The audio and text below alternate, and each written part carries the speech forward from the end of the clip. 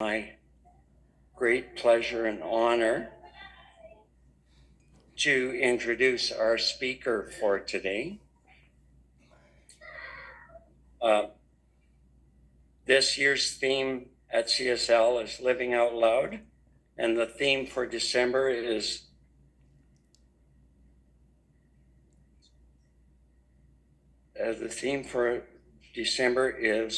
Living Our Wholeness.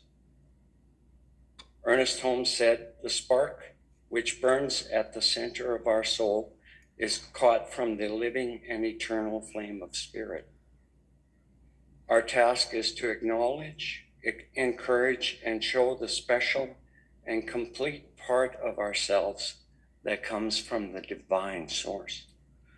We bring this inner light to life by living true to our own unique and special core, seeing it in others, contributing to it in our community and the world, and finding inspiration and guidance from wise role models.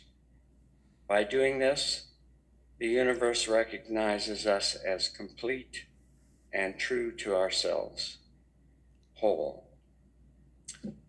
So without further ado, I want to introduce one of my favorite shiny people, Reverend Steph St. Amand, and her talk title is Enriching the World. Wow.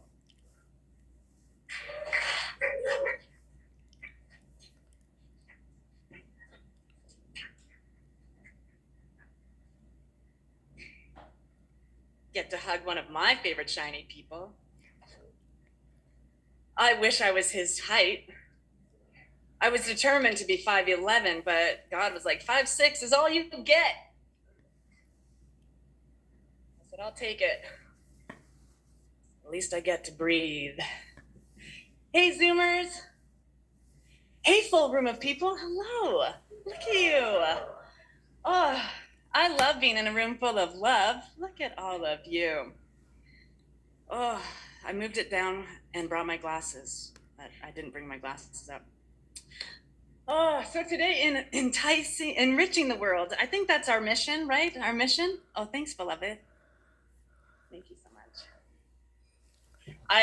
I've lived, this is exciting. I've lived long enough to need these to read sometimes, right? Whew! So blessed, so blessed.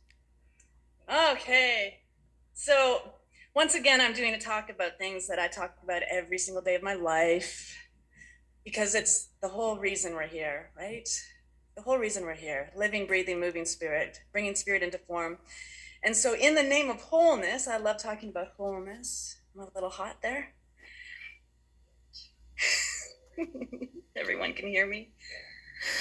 I missed the kids already. They left. They're downstairs. They'll be back, yeah. but they enrich the space, right? We are not a teaching if we, in the future, this teaching has no future without those voices, those little ones. And so I just invite you to enjoy them running around and allow that moreness to enter so that room downstairs is full, because New Thought needs them. They're newer. And they think now in such a way that has not been touched, not been indoctrinated, not been dogmatic, right? And so God bless them. Let them reign, let them run, let them explore the true nature of themselves, because they teach us how to be the divine.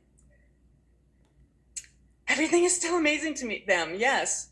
And we get back to that. We get to unlearn, right? Unlearn some stuff so that we can get back to that wholeness, because we are living wholeness. We are spirit. Oh my goodness, I gotta learn how to walk around with a mic.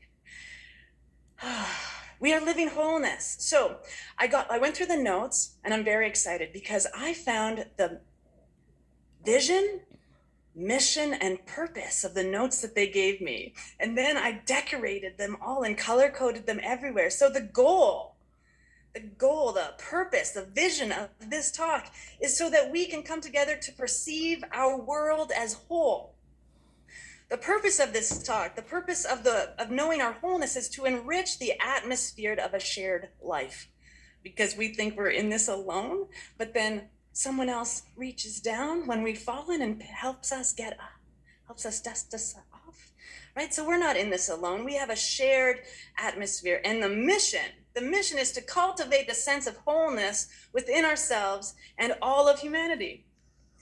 Because how we touch the world, if we're not working on ourselves, if we aren't knowing our own wholeness, what are we bringing to the world? We are bringing ourselves, no matter what. We are bringing ourselves to the world. We are bringing ourselves into the space. We are bringing ourselves to the grocery store. We are bringing ourselves. And if we want to have this beautiful, expansive world where we're thinking that peace lives here, love lives here, then what do we need to become? What do we need to get good at? We need to get good at being the rock stars in our life, to recognize and know that we are spirit unfolding perfectly. Even when we fall down, we are spirit perfect. We are spirit perfect. And so to perceive our world as whole, to enrich the atmosphere of a shared life, a shared experience, to cultivate a sense of wholeness within ourselves and all of humanity. Doesn't that sound like a life worth living? Oh my goodness. We're the kids. Yes, we are cultivators. Ernest Holmes said, only when we put our very best into our spiritual work will it satisfy us. I'm going to repeat that. Only when we put our very best into our spiritual work will it satisfy us. When we give ourselves to our practice being ourselves, practice our wholeness, practice that beautiful expression of spirit unfolding. Oh, that satisfactory work we're doing. He continues, a spiritual power is released through true thinking, that it is as much a law as a chemical affinity. There is no deliverance of the real self without mental conviction. To have faith in God is to follow this faith through by having faith in the self. You got to have faith in yourself. The real self is God, and as such is to be implicitly trusted. The spark which burns at the center of our own soul is caught from the living and eternal flame of the Spirit. Oh, that was one paragraph in a book that has changed my life. How are more people not excited about this teaching? Oh my goodness. Let's spark that flame of spirit within us. Let's know a greater truth for ourselves and know that every day is practice. We are not practicing to become perfect. We were born perfect. We practice being humans better to progress in this life. We practice to progress. You were born absolute perfection. You are everything you need to be. Everything that is in you is divine and holy stuff. The optimistics just sang holy, holy way. If you want to embody this teaching and this truth, and if you want to embody the enrichment that you can take out into the world, put that song on every morning before you leave the house and embody it, right? Embody it. Take it in, because wholeness is not a thought. Wholeness is a feeling. Wholeness isn't thinking about being whole. It is the expression of divine source and substance that is already. And so, satisfying work, right? When you look at yourself today and you've come all this way to get here, does that not make you feel more confident, more proud of yourself? Look how far you have come. And the more you learn to love yourself, the more you are enriching every space you are in. And so, before we enrich the world, before we can perceive the world as whole, we have to perceive ourselves as whole. We know who we are. We are the divine fertilizer of glorious mistakes, radiant hot messes. Oh my goodness, right? And so Ralph Waldo Emerson in the Oversoul, which is that divine substance, he says, we see the world piece by piece as the sun, the moon, the animal, the tree, but the whole of which these are the shining parts is the soul. From within or from behind, a light shines through us upon things and makes us aware that we are nothing, but the light is all. We are nothing without that divine source and substance within us. We are just stardust and water. And millions and trillions, infinite amounts of moments to get to this moment right here. So knowing yourself is knowing the divine. Healing yourself is healing the world, because there is only one. To perceive the world as wholeness, we perceive ourselves as whole. And to know that wholeness, we get to do this work. We get to release the perceptions of separation or insufficiency about our own life and instill the whole world within our energetic vibration of unity. When we can perceive wholeness and turn away from separation. Wholeness. I want to get back to that feeling, right? The feeling. Oh, I want to hear Barb sing Holy, Holy Way again. Come on. Just let me serve in a holy, holy way. Let me love in a holy, holy way. Where is that love coming from? It's in you. It is first in you. To truly cultivate that depth of belief and trust, we must be pure of mind. So knowing our wholeness, we clear out our thinking. And this is the teaching that will help you do that. Science of mind. Ooh, 15 years ago, 17 years ago, when I found this teaching, my mind was a monkey playing with a hamster while juggling fire bombs. Like, it was crazy. But we get to take a look at ourselves and ask these beautiful questions to the one life that is going to actually matter. Oh, I know that might be hard because we love everybody so much. But the work we do for ourselves, the work we do on ourselves, the work we do with ourselves, the work we do for ourselves, that is the work we do for everyone. You are the greatest gift you can give the world, your true self, the self that constantly is working on being the bright and shiny thing. Ernest Holmes said, what the world needs is spiritual conviction. Anyone else have that? What the world needs is spiritual conviction, followed by spiritual experience. I would rather see a student of the science prove its principle than to have him repeat all the words of wisdom that have ever been uttered. I would rather feel wholeness than learn another lesson about wholeness. Wouldn't you? Well, thanks for being here. I really appreciate it. Right. Yes. You are all reflections of me. This moment would be impossible without you. I would not be here if there was not the space to be in. This world I get to be a part of. And so spiritual conviction, know that you are the divine. Get up every day and just recognize, look at yourself in the mirror and go, hello.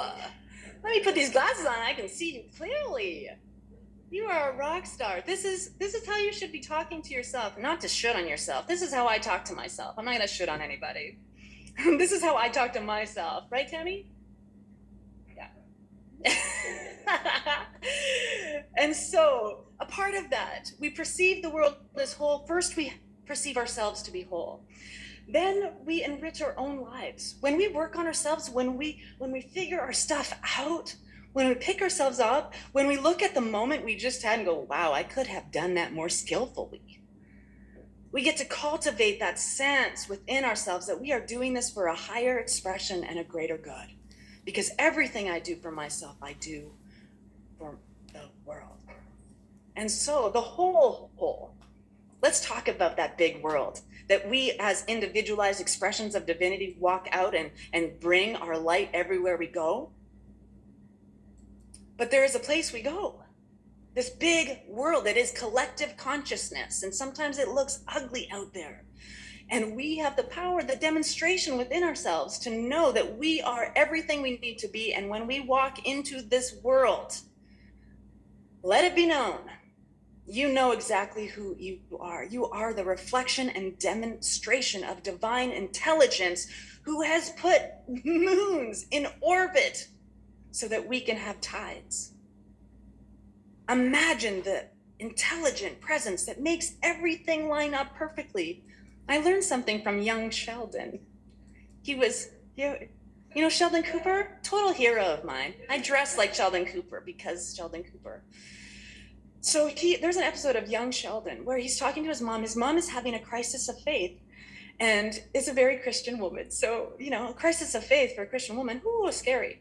And this little scientific, brilliant boy, a child, reminds her that if gravity was 1 degree difference, none of us would be here. And isn't there a magical, intelligent presence that has made this gravitational pull perfect for us so that we somehow landed on this blue marble in existence?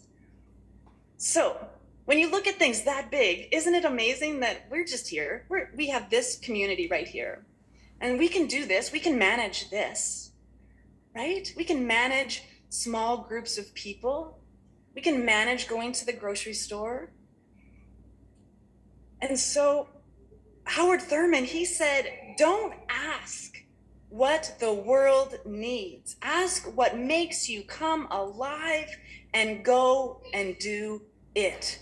Because the world needs is people who come alive. What the world needs is people who have come alive. And so it's our opportunity to wake up to that highest expression within us. So how do we see the world as whole? How do we see the world as whole? Well, the world already has the how woven inside of humanity. It is the brilliant people who have come before us. It is the teachers, the knowers, the seekers, the askers of hard questions. And it is a beautiful expression of our history. We already know how to be whole because it's already been taught to us. It's been taught to us through Mahatma Gandhi, who said, be the change that you wish to see in the world. Your authenticity has the power to inspire and transform the whole of humanity. Be the change. Rumi reminds us, don't be satisfied with stories, how things have gone with others. Unfold your own myth, live authentically, and your unique journey will contribute to the collective evolution of humanity. Be the change, unfold your own myth, and live authentically. Thich Nhat Hanh tells us to be beautiful means to be yourself. You don't need to be accepted by others, you need to accept yourself. Your authentic presence is a gift to the world, creating a positive ripple effect for all of humanity. We know how to be wholeness in the world. Deepak Chopra said, authenticity is the highest form of spirituality. I called them back. Right? I called him in. Authenticity is the highest form of spirituality. When you live true to yourself, you radiate a light that not only illuminates your own path, but also guides others towards their authentic self, creating a collective upliftment of humanity. Eckhart Tolle, he said, your primary purpose is to be here fully, embracing the present moment as it is. In so doing, you not only find peace within yourself, but also contribute to the collective consciousness, inspiring authenticity and positive change of the benefit of all humanity. All humanity. So 1, 2, 3, 4. That's 5 teachers. all saying the same thing. You are the change. Your life is the gift. You are everything that you need to be. And the wholeness that you are alivens the wholeness of the infinite universe. You are spirit unfolding perfectly in divine right order. There's nothing more you need to do, be, say, or become. You are the whole world, and you are divine. Divine. And you cannot convince me that you are anything but that. Nothing you say to me, nothing you do to me, nothing could convince me of anything other than you are absolute divine. And so this beautiful expression of spirit unfolding authentically is spirit's wholeness. And so we get to cultivate this experience every single day. This is ours to do, the mission, to sense that wholeness for ourselves, to be the wholeness in our own lives, to be that which is spirit's reflection and emanation. We are the activation of that. And everything we do affects the presence of this space. Everything we do enriches the world, or maybe it just shakes it up a little bit. Dissonance, right? Everybody needs that. We need to be shaken up a little bit every now and then. So I will leave you with this final thought. Whew. Ken Wilber in No Boundary. Hello, beloved. Do you want to come up stage with me? You can have the whole stage. No? There is only consciousness in all directions, absolute and all-pervading. Radiant through all and as all conditions, the source and suchness of everything that arises moment to moment, utterly prior to this world, but not other than this world. All things are just a ripple in this pond, all arising in a gesture of this one. We make a difference. Our energy makes a difference. Our life makes a difference. Your light matters in this world. And the reason I know that is true is because you are living and breathing and having your being right here in this moment. This is it. This is the beauty, the grace, the order. And so the affirmation, my awareness of my oneness with universe, our planet, and every blade of grass inspires and guides me in my enrichment of the world. Let's go out and enrich the world together. Thank you so much for listening.